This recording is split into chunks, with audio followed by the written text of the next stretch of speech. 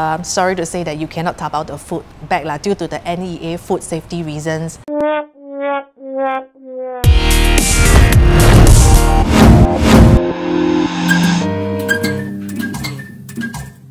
Hi guys, I'm Jamie from Just Married Films and welcome to another episode of The Wedding Experts. Today we'll be finding more about food catering for your wedding. How do you engage a caterer? What is the process like? How much should you set aside? And what are the common misconceptions? Well, let's go find out some answers now! Most couples engage caterers based on online social media reviews or from friends' recommendations. Important details to give your food caterers are budget, wedding venue, number of people attending the wedding. After confirming with the caterer, the couple will be invited for a food tasting session where they will finalize the following: dishes to be served, serving time, eating time. After this, the caterer and the couple would go down to the wedding venue for a site recce to confirm the setup locations and layout within the venue.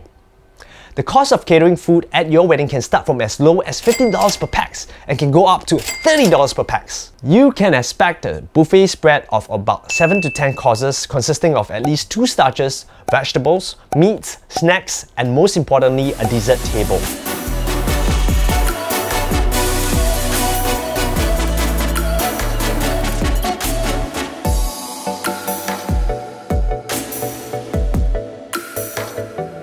For each category of food, the couple will be given 2 to 3 different options to choose from, which they can try out during the food tasting.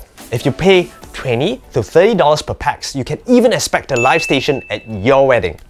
Live stations usually serve food like laksa or mee siam with service staff standing behind the counters to serve the food to your guests for that special one-to-one service. Now let's check in with Angeline from Four Seasons Catering to find out more about the misconceptions and tips for couples.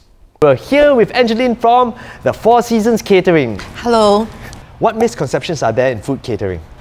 Okay, usually couples will tell me that they are inviting about 200 packs, for instance, and they will tell me that only 150 will turn up on the actual day. But based on my past experiences, usually 90% of the guests will turn up. So the least thing that you want to expect is shortage of food on the wedding day. I will usually advise them to cater for at least 90% of the invited guests, because we actually do provide a 10% buffer.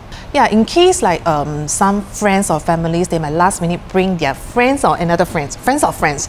So, and usually when people go for a buffet, it's like buffet is a free styles serving, you know. So they will take 2 pieces, 3 pieces.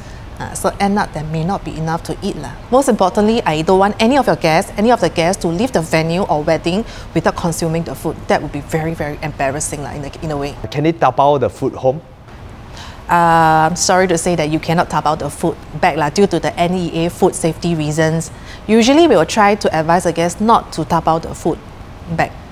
That's why we don't provide the takeaway boxes. But if they want to choose to have it? They can bring their takeaway boxes at their own risk. To recap, don't underestimate your guest attendance to avoid shortages of food.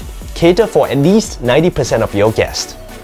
You are advised against taking away leftovers from the buffet, but if you insist on doing so, do it at your own risk. And there we have it. I hope you now know more about the process of engaging a food caterer, as well as things to take note of in order to avoid blunders on your wedding day. Click below to subscribe for more content. Don't forget to like this video and comment down below on what content you'd like to see next. See you in the next video. Bye!